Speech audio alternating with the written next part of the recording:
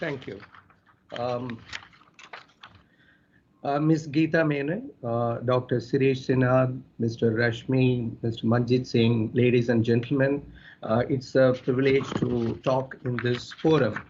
I would like to thank Mr. Rashmi for inviting me to share my thoughts here. I'm not a technocrat or an expert on the subject. I'm going to be talking from the perspective of a business leader. I am going to be candid. You have to bear with me with some of my observations. Before that, I would like to compliment Cherry for doing such a remarkable work. I know during the pandemic and after that, what kind of difficulties will be there for running an institution like this. Uh, the I must confess that one of my gurus is Dr. Ajay Mathur. There were 3-4 influencers in my life as far as this subject is concerned, the subject of sustainability. Dr. Ajay Mathur was the one. I remember early 2000 onwards. It was not about a regulation. He was very clear in demonstrating what we can do. One of the words that he had stated to me was that let us forget about energy conservation law, but as an industry, what we would like to do. Let us set aside the rules and regulations. Same way, Mr. Jamshid Godrej, and as well as Dr. Prem Jain. These are the 3 persons I distinctly remember within India in demonstrating that passion beyond their own businesses or the roles that they were playing in their organization, and demonstrated that India can do it and India should move forward, and how we will carry the stakeholders along with us. This particular summit or this exchange of ideas is in line with their thinking. Now, what has changed for the AC&R industry? Number one is that they're struggling in terms of growth for the past few years, and I can assure you that the next 5 years is going to be a golden period for Indian air conditioning and refrigeration industry, aided by quite a few policy frameworks that are available. Number one is that we believe that we have arrived in the international stage and we can develop and deliver products which are globally competitive. And in uncertain terms, I would like to commit this. Number two is there is Atmanirbhar Bharat framework where we are going to be investing in localization. There is a PLI scheme where rupees 5,000 crores is being set aside and close to rupees 10,000 crores of investments are getting committed for the finished goods as well as the components. You can imagine there is going to be a phenomenal amount of demand expansion as well as the capacity expansion. Of course, all of us will look at exporting outside the country, but it is going to be a period where more and more people are going to use air conditioners. On the other hand, I think we have arrived at a point where commercial refrigeration industry also will explode. The cold chain development is going to be aided by the agri-infrastructure related investments, pharma and healthcare. You have seen the budget announcement with regard to the fisheries related infrastructure that is going to be created, and there is a PLI scheme for the processed food industry as well. So we all as industry players have got the responsibility how we are going to be doing our business and at the same time responsibly. And India is a country where you have got the affordability issue. The demand is coming from aspirational middle class, and 80% of the demand is from first-time buyers. And if it is a B2B space, the demand is coming from MSMEs. So what is going to happen? That is, the energy labeling program is in place. It is one of the finest programs executed for over many years, thanks to Ajay Mathur and his successors. I think energy labeling program will be very well executed. I do not have any doubt about that at all. Similarly, whether they connected with the refrigerants, I think we all will be ahead of the curve. There are a few things that we need to do. how we will migrate more and more buyers to the five-star or the higher affordable categories. And I don't want to use this forum for an advocacy. There are two, three ways. The bulk purchase is one of the programs that was initiated. That is one.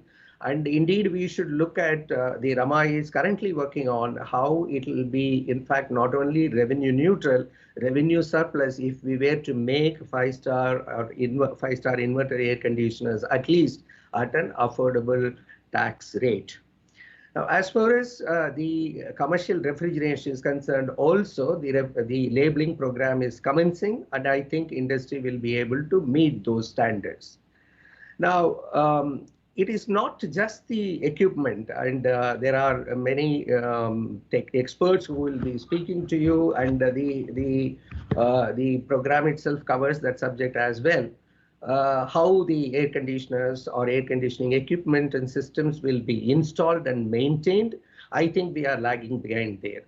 We need to promote and create that capacity for ensuring that the equipment is serviced, because you can manufacture a super efficient equipment, but if it is installed badly or serviced badly, you are not going to reap the benefit of that energy efficiency at all. Now, I am also of the view that you cannot look at the air conditioning alone. You should move towards the green buildings, and that movement should continue at a greater pace, specifically in the next 5 years, as India will be on a fast track. So Greha or other rating systems that are available, including that of IGBC, how we can go ahead and ensure more and more buildings are gold or platinum certified. That should be one of the issues that we should take it up. Now, in terms of quite often I find the dealers or the salesperson in the front line or the service technicians, they are not adequately educated about sustainability. That is why a dealer in a showroom we have to make him push a higher energy efficiency product and explain. That is not enabled. It is purely determined by the customer, and it is going to be driven by the price. The e-commerce platform, again, is not adequately promoting higher energy efficiency products at all. It is more about price and the value that you will get out of it. So this is one of the areas industry as a whole will have to work, how we can educate every stakeholder. Like, for example, a technician visiting an installation, how he will educate the customer or the house owner about energy efficiency. So this capacity building initiative is the responsibility of the industry itself, and we should do more in this context. Often the sustainability as a subject is taken as a highbrow one. It is meant for the elite, and it is not. The people are not able to relate to this. We should also demystify some of the terminologies that we are talking about. To a normal operating manager within my company, I have come to a conclusion that we have to bring in something where he is seeing immediate benefit. I think circular economy framework is the right one that we have to imbibe, specifically the AC&R industry. If all companies can embrace circular economy, there is money to be made there. Now, one of the other things that I had stated earlier, I'm using this forum, I'm not using this for any tax concession or something like that, but I am definitely going to leverage this forum to plant the thought that the new generation refrigerants, I believe India has the capability. We have research institutions that zero GWP refrigerant, we should be inventing and we should be launching it, and it is possible for us to do so. Coming to the food processing as well as the food wastage, we know the footprint, the carbon footprint itself is going to be impacted by the wastage of food. So the cold chain is the solution not only for reducing the wastage of fresh produce, and how also we will process more. And therefore, adequate education is needed through advocacy or through CSR to ensure that this country is not going to waste food in large quantities as we do now. Now, I may be jumping the gun to suggest something, but I think we should set a time frame. Like in the recent budget for automobiles, there is a scrapping policy that has been introduced. I think for large air conditioning systems or refrigeration systems, we should set a time frame. That I'm not saying that we may be ready as a poor country to announce that, whether we can come out with a framework. By at least 2025, we will begin implementing some kind of a scrapping policy. It is indeed important. It should not be mistaken that I am trying to promote business for my company or the others in the industry, but I am saying from the sustainability point of view. As I had mentioned, that Thierry's work is very well appreciated. And we in the industry would like to work closely with Thierry and take this subject forward. Thank you very much for the opportunity. Thank you so much, Mr. Thiagarajan.